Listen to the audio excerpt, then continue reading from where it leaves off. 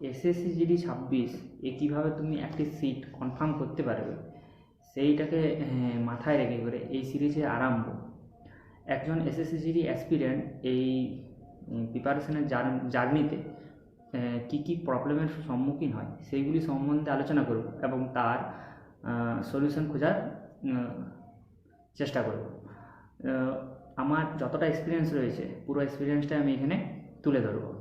আমি দীপ, আমার B your safe YouTube চ্যানেলে তোমাদের স্বাগত জানাই। আমি অলরেডি 2026কে টার্গেট করে কিভাবে তুমি যে সময়টা আমাদের হাতে বেঁচে রয়েছে সেটা নিয়ে অলরেডি একটি ভিডিও বানিয়ে নিয়েছি। যদি তোমরা না দেখে থাকো তাহলে অবশ্যই সেটাকে ওয়াচ আউট করো। ওইখানে তুমি ওভারঅল একটা রোড ম্যাপ পাবে, সেই রোড ম্যাপ ধরে করে তোমাকে আগে এগোতে হবে। আগের ভিডিওটা ভিডিও 0 ছিল, এটা ভিডিও নাম্বার 1 হবে। এটার মূল টপিক এটাই যে শর্ট নোটস কীভাবে আমরা তৈরি করব। একটা গ্রুপ ডি চাকরি থেকে শুরু করে সর্বোচ্চ ভারতের পরীক্ষা ইউপিএসসি লেভেল পর্যন্ত তুমি যদি দেখো শর্ট নোটসের গুরুত্ব সবচাইতে বেশি। দেখো, শর্ট নোটস দুভাবে বানানো যায়। ফার্স্ট, তুমি বইয়েতে মার্কিং করে বানাতে পারো, না হলে তুমি খাতায় লিখে করে বানাতে পারো। আমি যেভাবে বানিয়েছি পুরোটাই খাতায় লিখে করে, কারণ আমার লেখাটা বেশি মুখস্থ হয় আদার দেন বইয়ে মার্কিং করে। আমি দুটো মেথডেই দেখিয়ে দেবো, তুমি যেটাতে বেশি কমফোর্টেবল সেটা তুমি করে নিও। দেখো, শর্ট নোটস বানাবার আগে কিছুগুলো জিনিস তোমাকে মাথায় রাখতে হবে। ফার্স্ট যেটা রয়েছে যে কম থেকে কম ওয়ার্ডের ব্যবহার হবে আর বেশি থেকে বেশি মিনিং সেটার বেরিয়ে আসবে। যেমনি আমি একটা উদাহরণ দিই, যে আমি যেটা বানিয়েছিলাম শর্ট নোটস, যে বাংলায় আসে মেঘ তুমি মজা করো, এই লাইনটা আমার মুখস্থ হয়ে গেছে আমি যখন শর্ট বানিয়েছিলাম। এই লাইনটার প্রশ্নটার উত্তর এটাই হচ্ছে যে বাংলাদেশের সাথে ভারতের কোন কোন রাজ্যের বর্ডার শেয়ার করে। তাহলে দেখো, বাংলায় মানে বাংলাদেশ আর বাংলা মানে ওয়েস্ট বেঙ্গল, ঠিক আছে। আসে আসাম, মেঘালয়, তুমি ত্রিপুরা, মজা মিজোরাম, আর করোটা এরকম লিখেছিলাম। তাহলে এইরকম, তাহলে কম ওয়ার্ড বেশি মিনিং যেমনি বের হয় একটা। দ্বিতীয়টা ম্যাপিং এবং ড্রয়িং মেথড। তুমি যে কোনো জিনিস যেমনি ভারতের ম্যাপটা যদি আঁকো, সেই ম্যাপটার মাধ্যমে নদ নদীকে দেখাতে পারো। দেখবে আমি ছবি এসে যেতে পারে আসবে এখানে, আর না হলে আমি ভিডিও বানিয়েও কিন্তু এটা দেখিয়ে দেবো। ড্রয়িং মেথড বা ম্যাপিং মেথডে ব্যবহার করা। এবং শর্ট নোটসটা বানাতে গিয়ে কম থেকে কম পেজের কিন্তু আমাদেরকে ব্যবহার করতে হবে। যেমনি শর্ট নোটসটা আমাদের এক সপ্তাহের মধ্যে পুরো শর্ট নোটস, ইতিহাস তো ইতিহাস, ভূগোল তো ভূগোল, যে কোনো সাবজেক্ট যেমনি আমি সিলেবাসটা কমপ্লিট করতে পারি, এইটা মাথায় রেখে করে তুমি শর্ট নোটসটা বানাবে। এরপর অনেকেই বলবে যে শর্ট নোটস বানাবার লাভ কী।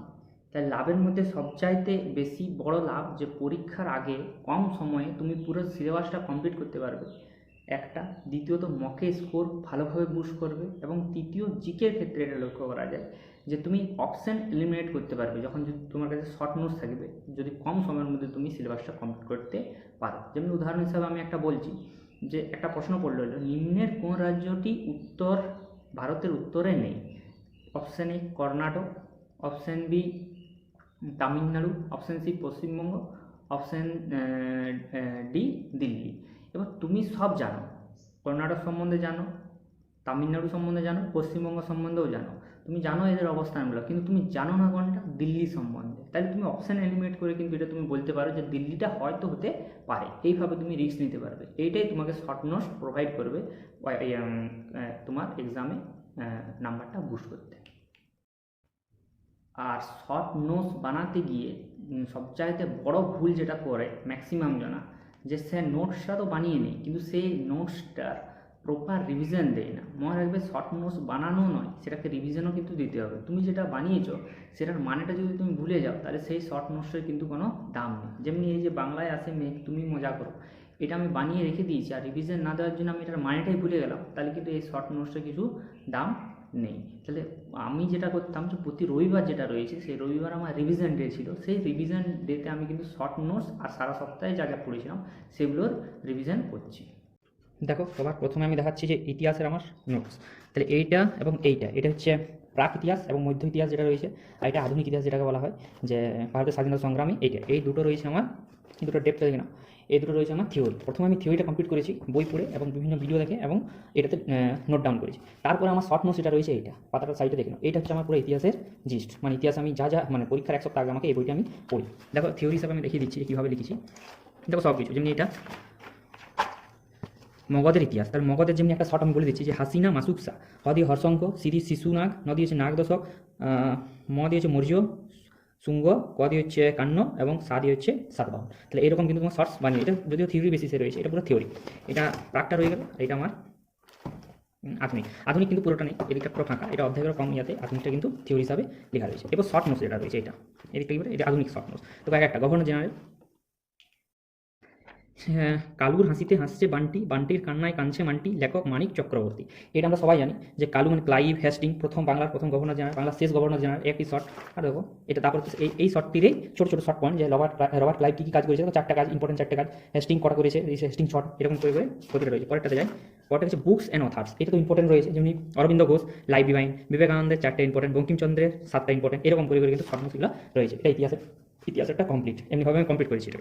এদিক রয়েছে আমার আধুনিক, আর এই সাইডেতে যেটা রয়েছে সেটা রয়েছে ওল্ড মিনস হচ্ছে প্রাকৃতিক।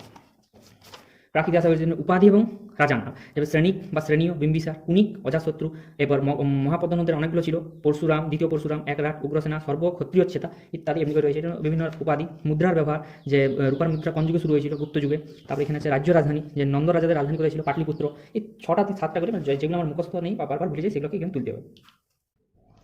এবার এই 3টে খাতা রয়েছে আমার, ফিজিক্স, কেমিস্ট্রি এবং বায়ো। এটা বায়ো শর্টটা দেখো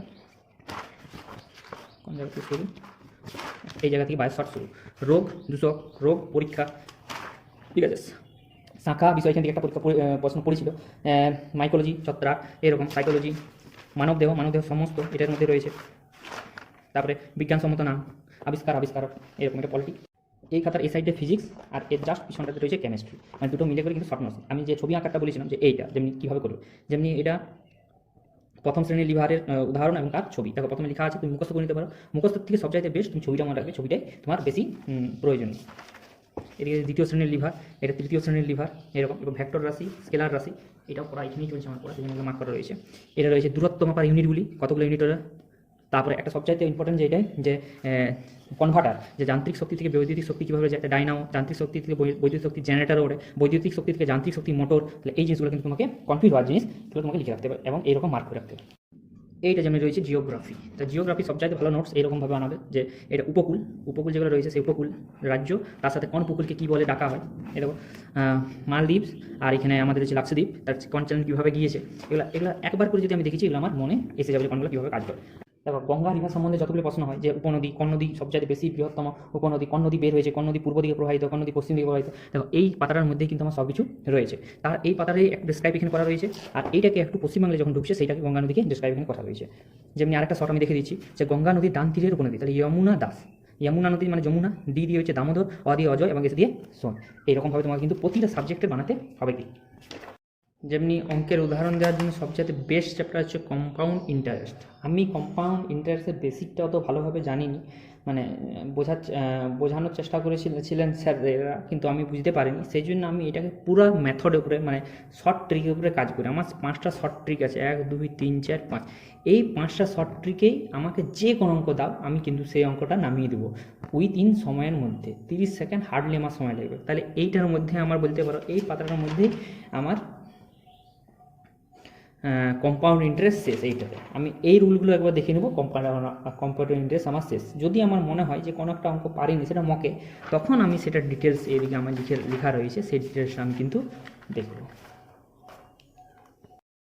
আরেকটা এক্সট্রা যেটা আমি করে রেখেছিলাম, যে এক্সাম পিওআইকিউ মিনস হচ্ছে ওই পিওআইকিউ নয়, এটা যে এক্সামগুলো আমি দিতাম, মকগুলো দিতাম, সেই মকে আমি যে ভুলগুলো করেছি, সেই ভুলগুলো বেসিসে আমি কিন্তু কিছু প্রশ্ন তুলে রেখেছি। দেখো আমি যদি দেখি, যেমনি এই যে এখানে জিকে রয়েছে, দেখো জিকেতে আমি যেগুলো ভুল করেছি, যেমনি একটা জিনিস দেখো, মুসলিম লীগের কোন অধিবেশনে 14 দফা দাবি পেশ করা হয়েছিল। আমি কনফিউজ হয়েছি কিংবা ভুলেছি, সেটা আমি এখানে লিখে রেখেছি। এটাও কিন্তু রবিবারের পাঠের মধ্যেই পড়ে, রবিবার আমার এটা রিভিশন ছিল, প্রতিদিন 2টো করে পাতা।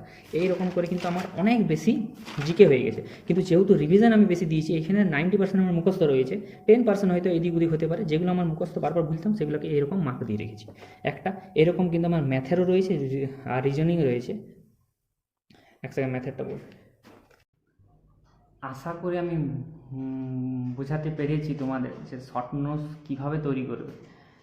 আর এরপরও যদি কোনো ডাউট থাকে তাহলে অবশ্যই কমেন্ট করো, আর অবশ্যই কিন্তু শর্ট নোটস বানিও। আমার যে যে যতগুলো তোমাদেরকে খাতা দেখালাম সেই খাতাগুলো কমপ্লিট করতে আমার 1 সপ্তাহ সময় লাগে। মানে আজ থেকে যদি 1 সপ্তাহ পরে যদি কোনো পরীক্ষা থাকে আমার, আমি কিন্তু তার জন্য তৈরি আছি। আমার ওই খাতাগুলো একবার রিভিশন দিলে আমার কিন্তু সব রেডি হবে। কিন্তু মোস্ট ইম্পর্ট্যান্ট এই জিনিসটাই তোমাকে মনে রাখতে হবে যে শর্ট নোটস বানাবার আগে তোমার ফাউন্ডেশনটা যেন ঠিক থাকে। যদি ফাউন্ডেশন ঠিক না থাকে তোমার শর্ট নোটসও কোনো কাজে দেবে না। প্রথমে তোমার ফাউন্ডেশন মিনস হচ্ছে তোমার যেমনি ডিটেলসটা যেমনি তোমার ঠিকঠাক হয়ে থাকে। ডিটেলসটা যদি তোমার ঠিকঠাক থাকে, জিকে হোক, ম্যাথ হোক, ইংলিশ হোক, ইয়া আদার্স কোনো সাবজেক্ট হোক, ডিটেলসটা প্রথমে পড়বে, তারপরে সেইখান থেকে শর্ট নোটস হিসাবে তুলবে। এই শর্ট নোটসের ফান্ডাটা সবচাইতে গুরুত্বপূর্ণ এই জন্যে হয়ে দাঁড়ায়, তুমি একবার তোমার লাইফ টাইমে এটা বানাবে, আর তুমি যতদিন পরীক্ষা দেবে ততদিন পর্যন্ত এটার ফল কিন্তু তুমি পেয়ে পেয়ে যাবে। আমি একবার বানিয়েছি 2024 সালে, সেইটাই এখনও পর্যন্ত আমার চলছে, আমি আলাদা কিছু করিনি। আর সেই জন্য আমার যে কোনো পরীক্ষার জন্য তোমরা জিজ্ঞাসা করো যে স্কোরটা তো ভালো কীভাবে হয়ে যায়, এইগুলো দরুনে আমার স্কোরটা হয়ে যায়। এবার আমাকে অনেক জিজ্ঞাসা করছিল, দাদা তোমার শর্ট নোটসগুলো পিডিএফ আকারে পাওয়া যাবে? সত্যি বলতে শর্ট নোটস পার্সোনাল হয়। আমি যদি দিয়েও দিই তোমাকে আমার শর্ট নোটসগুলো, তুমি কিন্তু কিছু বুঝতে পারবে না। কারণ যে জিনিসগুলো আমার মুখস্থ রয়েছে, যেগুলো আমার মাথার মধ্যে অলরেডি রয়েছে, সেগুলো আমি শর্ট নোটসের মধ্যে ইনক্লুড করিনি। আর হতে পারে সেগুলো ইম্পর্টেন্ট, আর সেগুলো হয়তো তোমার মুখস্থও নেই। সেই জন্য সেইগুলোতে কিছু লাভ নেই। নিজে খাটো, তুমি একবার খেটে দেখো, দেখবে তুমি সেটার ফল কিন্তু রেগুলার বেসিসে পেতে রইবে। আর আরেকবার আমি মনে করে দেবো যে আমার স্কোরের পিছনে এই শর্ট নোটসেরই ভূমিকা সবচাইতে বেশি। সেই জন্য অবশ্যই তোমরা শর্ট নোটসটা বানিও। সুন্দরভাবে বানাবার প্রয়োজন নেই, নিজের মতো করে বানিও, যাতে নিজে কম সময়ের মধ্যে বেশি বেনিফিট পেতে পারো।